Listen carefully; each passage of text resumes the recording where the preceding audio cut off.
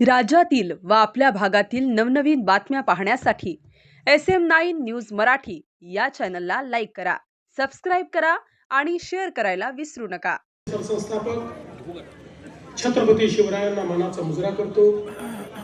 भारतीय राज्यघटनेचे शिल्पकार भारतरत्न डॉक्टर बाबासाहेब आंबेडकर यांना मानवंदना अर्पित करतो।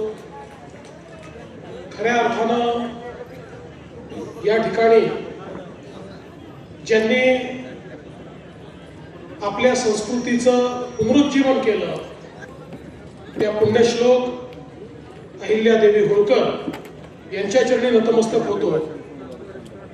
आणि आज सांगोल्यामध्ये या प्रचार सभेच्या निमित्ताने मंचावर उपस्थित असलेले आपले अत्यंत कार्यक्षम आणि धडाडीचे पालकमंत्री जयकुमार गोरेजी, आदरणीय आबासाहेबांचा वारसा अतिशय सक्षमपणे चालवणारे आपले लोकप्रिय आमदार बाबासाहेब देशमुख,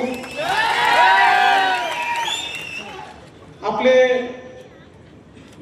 पाण्याकरता झुंज देऊन पाणी आणणारे असे माजी खासदार रणजितसिंह नाईक निंबाळकर, आपल्या तालुक्यातले अत्यंत प्रभावी नेते असे दीपक आबा साळुंखे पाटील आणि जतचा ढाण्या वाघ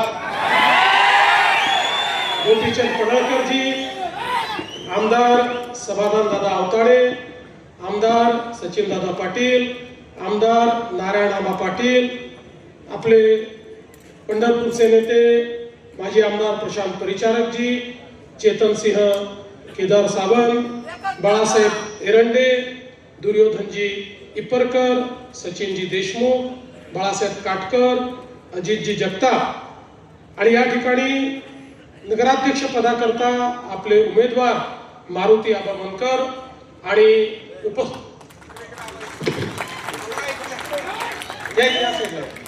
तुम्ही दिसा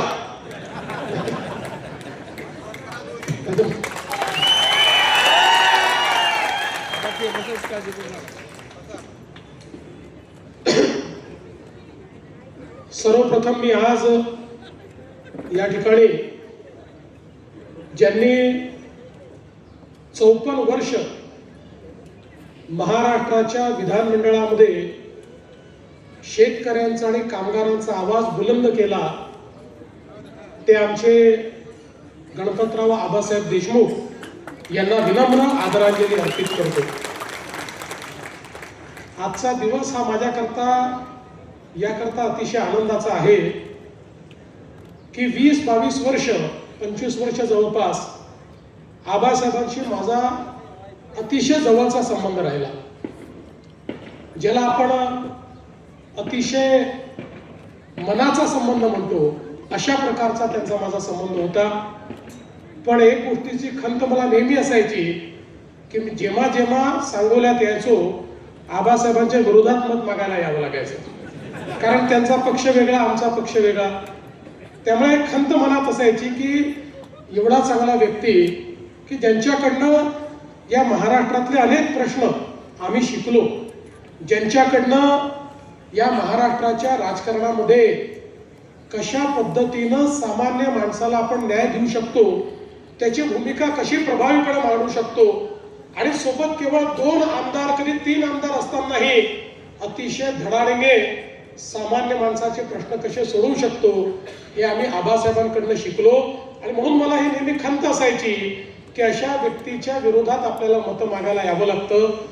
पण आज मला अतिशय आनंद आहे की बाबासाहेब सोबत आहेत आणि आता आम्ही एकमेकाकरता या ठिकाणी मतं मागण्याकरता आलेलो आहोत। खरं तर मगाशी जयकुमार भाऊंनी सांगितलंय खरं आहे, ज्यावेळी या युतीच्या संदर्भातली चर्चा झाली आणि माझं आणि बाबासाहेबांचं फोनवर बोलणं झालं त्यावेळी आम्ही या ठिकाणी आबांच्या बद्दलही बोललो आणि सगळ्या गोष्टींची चर्चा केली। आणि मग मी त्यांना विचारलं की माजी आमदारांचं काय, ते म्हणाले त्यांच्याशी चर्चा चालली आहे। मी म्हटलं करा, सगळेच एकत्रित येऊ, कोणी बाहेर नको। शहर विकासाचा विषय आहे, जर एखाद्या शहरामध्ये तुम्ही आम्ही इतके वर्ष एकमेकाच्या विरोधात लढलेले जर एकत्र येऊ शकतो तर शहर विकासाकरता कोणाला बाजूला कशाला ठेवायचं, सगळ्यांना आपण सोबत घेऊया.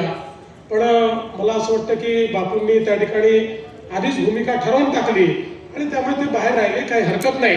पण मला आनंद आहे की आज या ठिकाणी इतके सगळे दिग्गज लोक एकत्रित आलेले आहेत. दीपक आबा सोबत आहेत, बाबासाहेब सोबत आहेत, जयकुमारजी सगळे आमच्या सोबत आहेत. त्यामुळे मला विश्वास आहे की आता सांगोला शहराचा विकास हा कोणीही थांबवू शकणार नाही. आणि सगळ्यात महत्वाचं सांगतो, तुम्ही नगरपालिका निवडून आणा, हा देवाभाऊ तुमच्या पाठीशी आहे. महाराष्ट्राचं अख्खं सरकार सांगोल्याच्या पाठीशी उभं केल्याशिवाय राहणार नाही, हे सगळ्या बंधू भगिनींनो, हा जो काही नगरपालिकेची निवडणूक आहे हा लोकशाहीचा उत्सव आहे. आपल्या देशामध्ये भारतरत्न डॉक्टर बाबासाहेब आंबेडकरांनी आपल्याला संविधान दिलं आणि या संविधानाने आपल्याला लोकशाही दिली आणि या लोकशाहीमध्ये आपल्यापैकी प्रत्येकाला एका मताचा अधिकार दिला. किती सुंदर अशा प्रकारची लोकशाही आहे बघा. टाटा, बिर्ला, अडाणी, अंबानी यांनाही एक मत आणि तुम्हाला मलाही एकच मत, प्रत्येकाला एकाच मताचा अधिकार या लोकशाहीने दिला आणि सोबत एक जबाबदारी पण आपल्यावर टाकली. आज आपल्या जीवनाचं, आपल्या भविष्याचं, भवितव्याचा निर्णय हा आपण करतो. अण्णाभाऊ साठेंच्या स्मारकाचा एक आपल्याला या ठिकाणी निर्णय करायचा आहे. आणि एक अजून मागणी आहे की मुस्लिम कब्रिस्तानाकरता जी काही जागा आहे ती ॲडिशनल जागा त्या ठिकाणी द्यायची निश्चितपणे. त्याही करता जागा आपण शोधून काढावी. ती जागाही देण्यामध्ये सरकार पुढाकार घेईल, याबद्दल कुठलीही आपण मनामध्ये शंका बाळगू नका. मी आज एवढंच आपल्याला विनंती करतो की मारुती आबांचं चिन्ह कमळ आहे आणि खाली जे वेगवेगळे आपले चिन्ह आहेत ते चिन्ह आपण त्याची बटन दाबून ही जी काही आपली नगरपालिका आहे ती आपल्या सगळ्या या नेत्यांच्या हाती तुम्ही द्या. मी तुम्हाला एवढंच सांगतो, 2 तारखेला आमची काळजी तुम्ही घ्या, त्यानंतर 5 वर्ष तुमची काळजी आम्ही घेतल्याशिवाय राहणार नाही, हा विश्वास तुम्हाला देतो आणि माझं बोलणं संपवतो. धन्यवाद. जय हिंद, जय महाराष्ट्र.